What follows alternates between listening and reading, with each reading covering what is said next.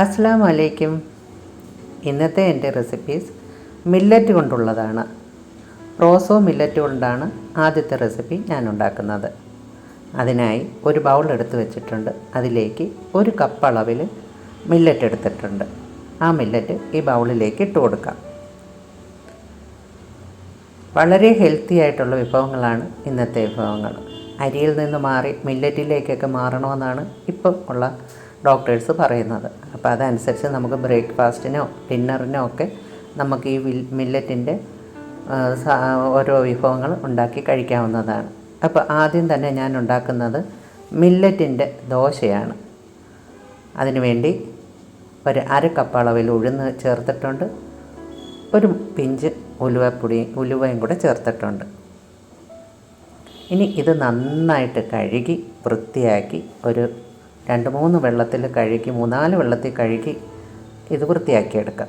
അതിനുശേഷം ഇതിനാവശ്യമായ വെള്ളം ഇതിലൊഴിച്ച് വെക്കാം. അപ്പോൾ ഈ വെള്ളത്തിൽ തന്നെയാണ് നമ്മൾ ഇത് അരച്ചെടുക്കുന്നത്. ഇനി നമുക്കിതൊരു 3-4 മണിക്കൂർ കഴിയുമ്പോൾ തുറന്ന് നോക്കാം. അപ്പോഴേക്കും നമ്മുടെ മില്ലറ്റും ഉഴുന്നും എല്ലാം നന്നായിട്ട് കുതിർന്ന് കിട്ടിയിട്ടുണ്ട്. ഉലുവയൊക്കെ നന്നായിട്ട് കുതിർന്ന് വന്നിട്ടുണ്ട്. ഇതിപ്പോൾ അരിയും ഉഴുന്നും ഒക്കെ നമ്മൾ വെള്ളത്തിലിടുന്നത് പോലെ തന്നെയാണ് ഇതും നമ്മൾ ചെയ്യുന്നത്. അതിനുശേഷം നമുക്ക് മിക്സിയുടെ ജാറിലോട്ട് ഈ മില്ലറ്റിൻ്റെ ഉഴുന്ന് എല്ലാം ഇട്ട് കൊടുക്കാം. അതിനുശേഷം ആവശ്യത്തിന് വെള്ളവും ചേർത്ത് നമുക്കിത് നന്നായിട്ട് അരച്ചെടുക്കാം. അപ്പോൾ ദോശമാവിൻ്റെ പരുവത്തിലാണ് ഞാനിത് അരച്ചെടുക്കുന്നത്. ഇഡ്ഡലി മാവിൻ്റെ പരുവത്തിൽ വേണമെങ്കിൽ ഒരല്പം വെള്ളം കുറച്ച് നമുക്കിത് അരച്ചെടുത്താലും മതി. അങ്ങനെ ഈ ഒരു പരുവത്തിൽ ഞാൻ അരച്ചെടുത്തിട്ടുണ്ട്. ഇനി ഇതൊരു ബൗളിലോട്ട് ഒഴിച്ച് ആവശ്യത്തിന് മിക്സി കഴുകിയുള്ള വെള്ളം കൂടെ ചേർത്തതിന് ശേഷം നന്നായിട്ടൊന്ന് ഇളക്കി യോജിപ്പിച്ച് നമുക്കിതൊന്ന് അടച്ചു വെക്കാം. അത് കഴിഞ്ഞ് ഒരു 6 മണിക്കൂർ കഴിയുമ്പോഴത്തേന് നമ്മുടെ ഈ മാവെല്ലാം നന്നായിട്ട് പുളിച്ച് റെഡിയായി കിട്ടുന്നതാണ്. അതിനുശേഷം നമുക്കിതിനകത്തോട്ട് ആവശ്യത്തിന് ഉപ്പ് ചേർത്ത് ഇളക്കി കൊടുക്കാവുന്നതാണ്. ഉപ്പെല്ലാം മാവിൽ പിടിക്കത്തക്ക രീതിയിൽ നന്നായിട്ട് ഇളക്കി യോജിപ്പിച്ചെടുത്ത ശേഷം നമുക്ക് ആവശ്യമായ ദോശയൊക്കെ ഉണ്ടാക്കിയെടുക്കാവുന്നതാണ്.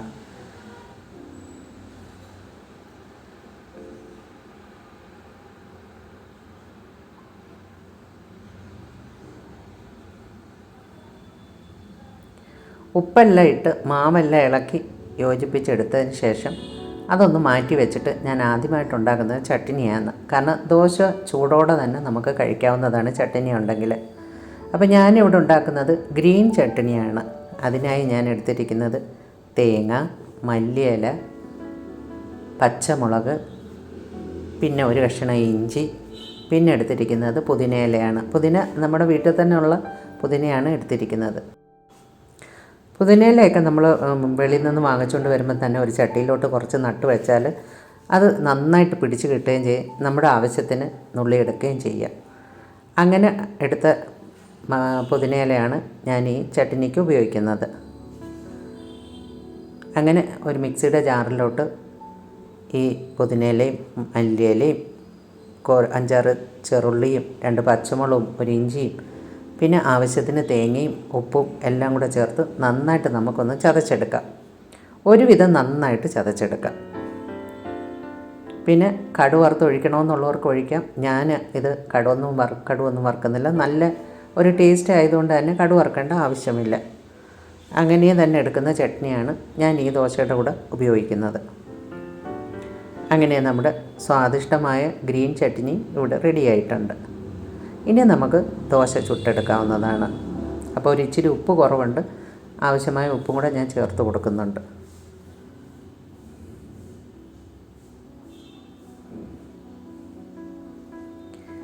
ഇനി ഒരു തവ അടുപ്പിൽ വെച്ച് നമുക്ക് അതിലേക്ക് അതൊന്ന് നന്നായിട്ട് ചൂടായി വരുമ്പോൾ നമുക്ക് ഈ മാവ് കോരി ഒഴിക്കാവുന്നതാണ്. കോരി ഒഴിച്ച് നന്നായിട്ട് നെയ് റോസ്റ്റിൻ്റെ രീതിയിലാണെങ്കിൽ അങ്ങനെ പരത്തിയെടുക്കാം. ഊത്തപ്പം ഉണ്ടാക്കാനാണെങ്കിൽ അങ്ങനെ ചെയ്തെടുക്കാം.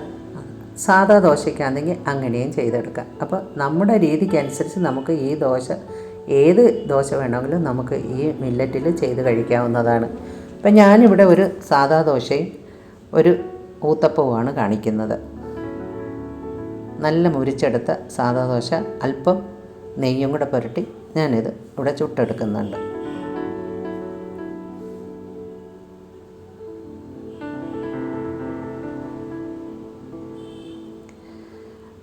അതിനുശേഷം ഊത്തപ്പത്തിനായിട്ടുള്ള മാവ് കോരി ഒഴിക്കുക. അപ്പോൾ ഊത്തപ്പത്തിന് ഒരുപാട് നമ്മളങ്ങ് പരത്തി എടുക്കത്തില്ല, ഒരല്പം കട്ടിയോട് കൂടിയാണ് ഊത്തപ്പം ചെയ്തെടുക്കുന്നത്. അതിനായി മാവ് കോരി ഒഴിച്ച ശേഷം ചെറുതായിട്ട് അരിഞ്ഞു വെച്ചിരിക്കുന്ന സവാളയും ഗ്രേറ്റ് ചെയ്തെടുത്ത ക്യാരറ്റുമാണ് ഞാനിതിൽ ചേർക്കുന്നത്. വേറെ നമുക്കിഷ്ടമുള്ള എന്ത് വേണമെങ്കിലും ഇതിൽ ചേർക്കാം. മല്ലിയില ചേർക്കാം, പുതിനയില ചേർക്കാം. അപ്പോൾ ഞാൻ മല്ലിയില ഒന്നും ചേർക്കാത്തത്, മല്ലിയിലയൊക്കെ ചേർത്ത് ചമ്മന്തി ആയതുകൊണ്ടാണ് ഞാൻ ഇതിനകത്ത് മല്ലിയിലയൊന്നും ചേർക്കാത്തത്. അങ്ങനെ നമ്മുടെ സാദാ ദോശയും ഊത്തപ്പവും ഇവിടെ റെഡി ആയിട്ടുണ്ട്. അപ്പോൾ ഈ വീഡിയോ നിങ്ങൾക്ക് ഇഷ്ടപ്പെട്ട ലൈക്ക് ചെയ്യണം, ഷെയർ ചെയ്യണം. ആദ്യമായിട്ട് കാണുന്നവരാണെങ്കിൽ ഒന്ന് സബ്സ്ക്രൈബും കൂടെ ചെയ്യണേ. തൊട്ടടുത്തുള്ള കുഞ്ഞു ബെൽ ബട്ടനും കൂടെ അമർത്തിയാൽ ഞാനിടുന്ന വീഡിയോയുടെ നോട്ടിഫിക്കേഷനൊക്കെ നിങ്ങൾക്ക് കിട്ടുന്നതാണ്. 1 മിനിറ്റെങ്കിലും വീഡിയോ കണ്ടതിന് ശേഷം മാത്രമേ നിങ്ങൾ ഞങ്ങൾക്ക് സബ്സ്ക്രൈബ് ചെയ്യാവൂ, അല്ലെങ്കിൽ നിങ്ങളുടെ സബ്സ്ക്രിപ്ഷനൊന്നും നമുക്ക് കിട്ടാതെ പോകും.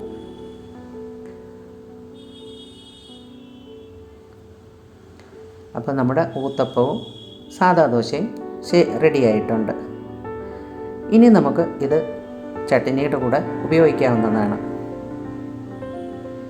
ഇനി അടുത്ത ദിവസം ചെയ്തെടുത്ത ഇഡ്ഡലി ആണ് ഞാൻ കാണിക്കുന്നത്. ഇതിൻ്റെ ഷോർട്ട് വീഡിയോ ഇട്ടപ്പോൾ പലരും എന്നോട് ചോദിച്ചായിരുന്നു ഇതെങ്ങനെയാണ് ചെയ്യുന്നതെന്ന്. അതുകൊണ്ടാണ് ഇത് ഞാൻ കാണിക്കുന്നത്, വിശദമായിട്ട് കാണിക്കാമെന്ന് വിചാരിച്ചത്. അതിനായി ഒരു ബൗൾ എടുത്ത് വെച്ചതിന് ശേഷം അതിലേക്ക് ഞാൻ 1 കപ്പ് അളവിൽ റാഗി പൊടിയാണ് എടുത്തിരിക്കുന്നത്.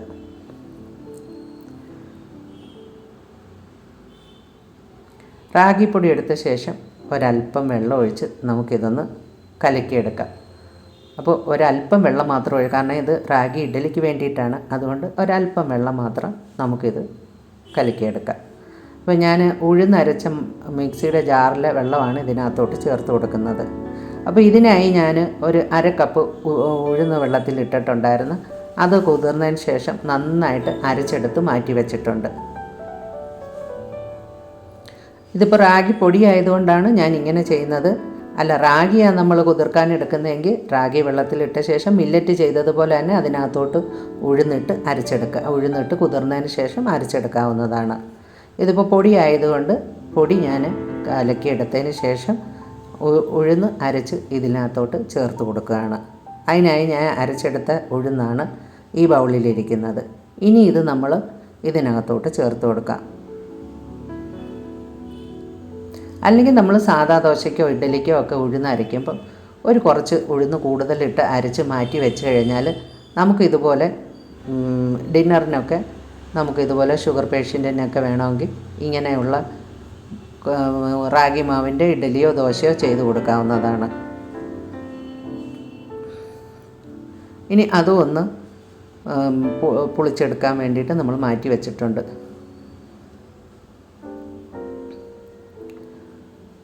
അതും ഒരു 4-5 മണിക്കൂർ കഴിഞ്ഞതിന് ശേഷം നന്നായിട്ട് പുളിച്ച് കിട്ടിയിട്ടുണ്ട്. ഇനി അതിലേക്ക് നമുക്ക് ആവശ്യത്തിന് ഉപ്പിട്ട് കൊടുക്കാം.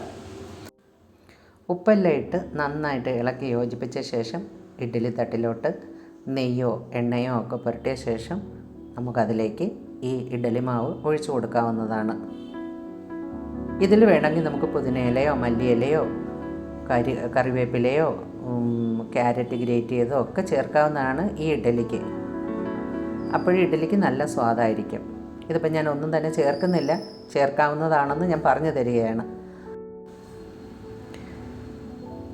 മാവെല്ലാം കോരി ഒഴിച്ച വശം തന്നെ നമുക്ക് ഇഡ്ഡലി തട്ടിൽ വെച്ച് പുഴുങ്ങിയെടുക്കാവുന്നതാണ്. അങ്ങനെ നമ്മുടെ സ്വാദിഷ്ടമായ ഹെൽത്തിയായ 2 റെസിപ്പീസാണ് ഇവിടെ റെഡി ആയിരിക്കുന്നത്. ഷുഗർ ഉള്ളവർക്കും കൊളസ്ട്രോൾ ഉള്ളവർക്കും പ്രഷർ ഉള്ളവർക്കും ഒക്കെ പറ്റിയ റെസിപ്പീസുകളാണിത്. ഈ മില്ലറ്റിലൊക്കെ ധാരാളം ഫൈബർ അടങ്ങിയിരിക്കുന്നത് കൊണ്ട് തന്നെ നമുക്കിത് ഒരല്പം കൂടുതൽ കഴിച്ചാലും നമ്മുടെ ശരീരത്തിന് ദോഷം വരികയില്ല.